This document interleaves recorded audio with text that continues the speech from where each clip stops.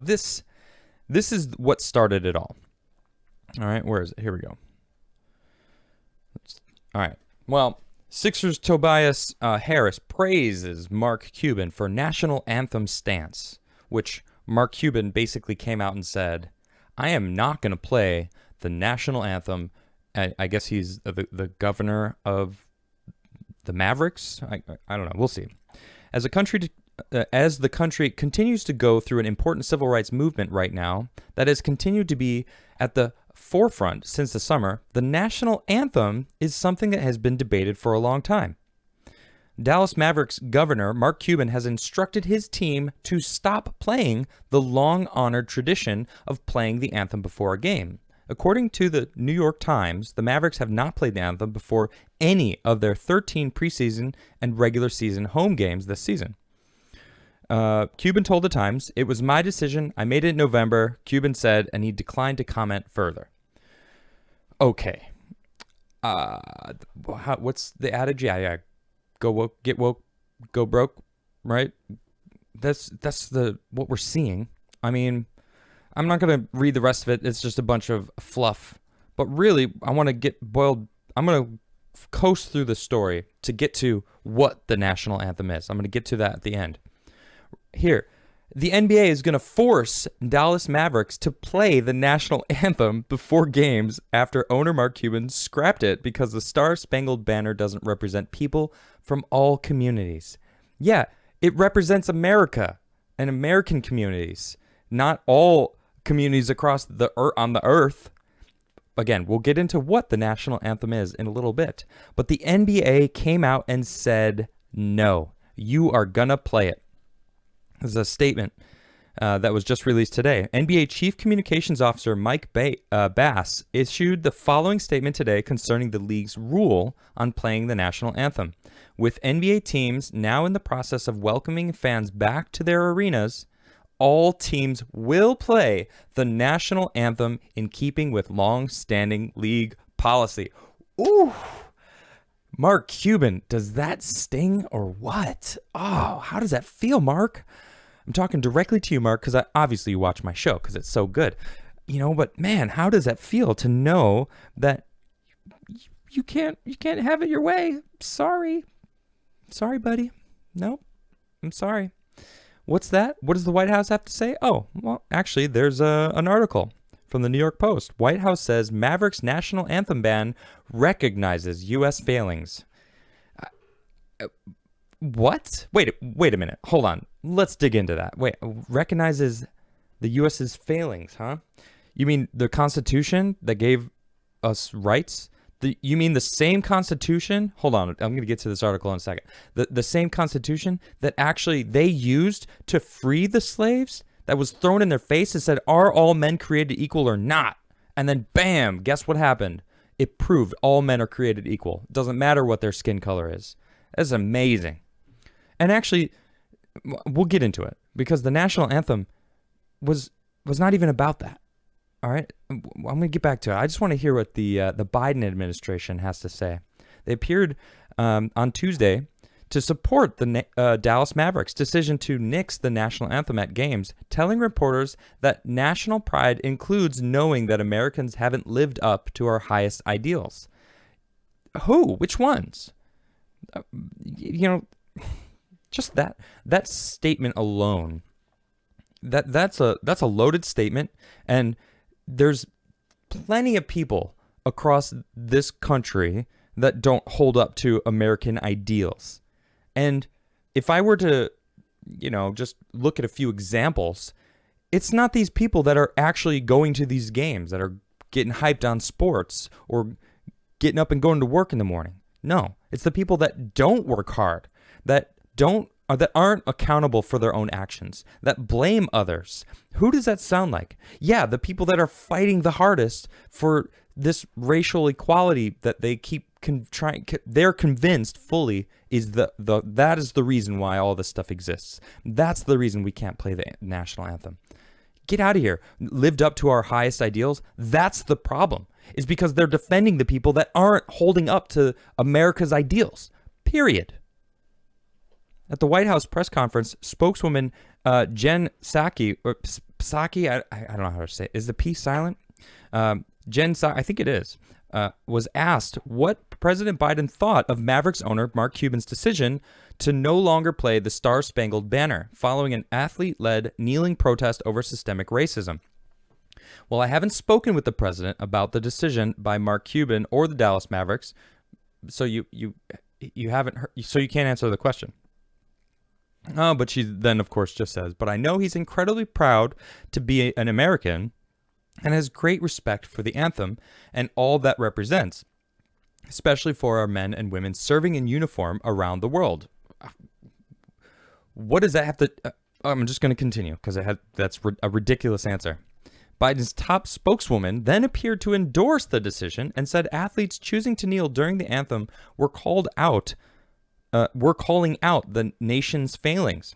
Quote from her, he'd also say that, of course, that part of the pride in our country means recognizing moments where we as a country haven't lived up to our highest ideals, which is often at times when people are speaking to when they take action at sporting events, she went on.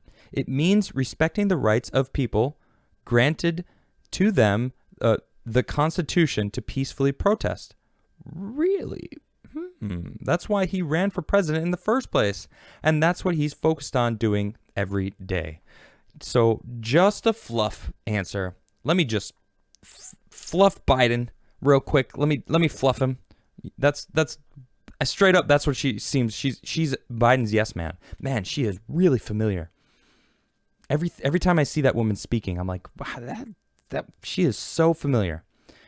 I'm not going to say who she reminds me of, but my goodness, if you know, then you know. It is spot on. But why? Why is the national anthem racist? All right, so I've got two articles here. One is from the History Channel, which shows the history of the national anthem and why it came around. All right? But before we get to that, I'm going to bring up the article that I have. It's from The Sun, all right, and it's talking about Francis Key. Now, he's the one who wrote the national anthem. Why is it considered racist?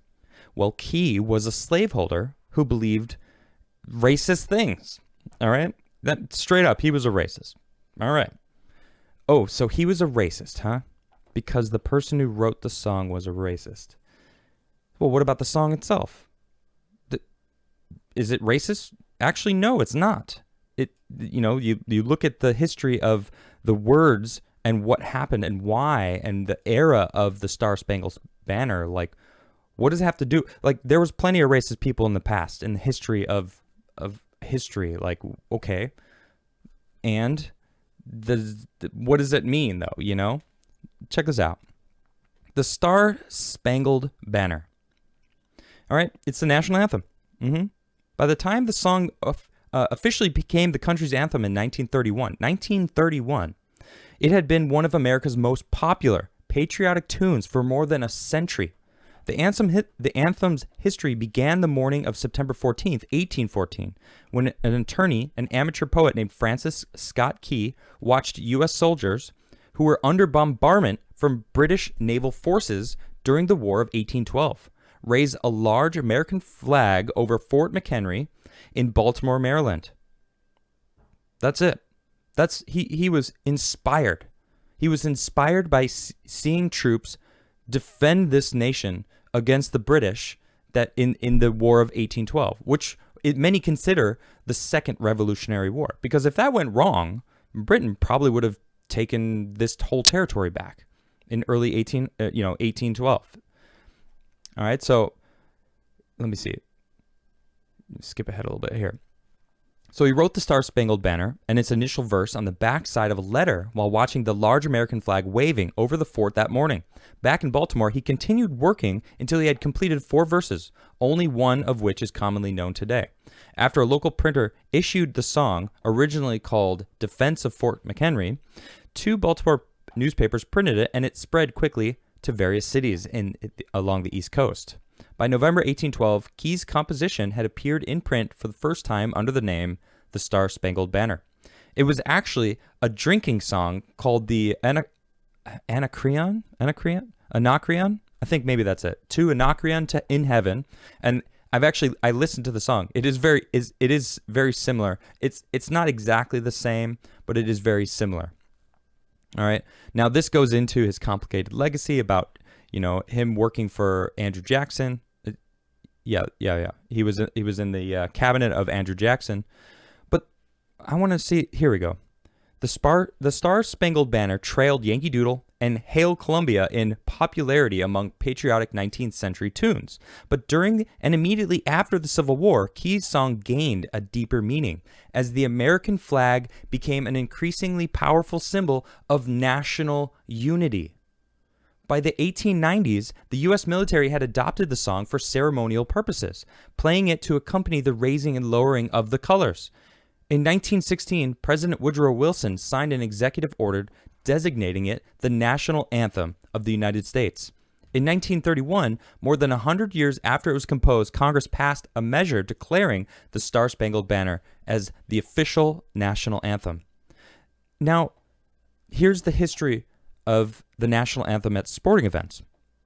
It made its sporting debut in September 1918 during that year's first World Series game between the Chicago Cubs and the Boston Red Sox.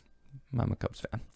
In addition to the ongoing toll of World War I, a cloud of violence hung over Chicago's Comiskey Park as a bomb had torn apart the Chicago Federal Building just the day before. During the seventh inning stretch, the military band on hand struck up the Star-Spangled Banner, and in a moving spectacle, players and fans alike fell silent and saluted the flag. The practice soon spread across Major League Baseball and into other sports, eventually becoming a widely accepted pregame tradition. While many view the playing of the Star-Spangled Banner before sporting events as an important patriotic ritual, over the years some athletes have chosen to protest enduring racial injustices in American society by turning their backs on the flag, refusing to stand, or taking a knee while the national anthem is performed. And that's the problem. They're turning it into something different. They're changing the definition. This is what we are seeing these far left people doing all the time. They're changing the meaning of stuff. Like they're taking the national anthem as a point of pride and respect and love and unity, that's where it really skyrocketed after the Civil War, when people were like, we need unity. And everyone got behind the Star-Spangled Banner.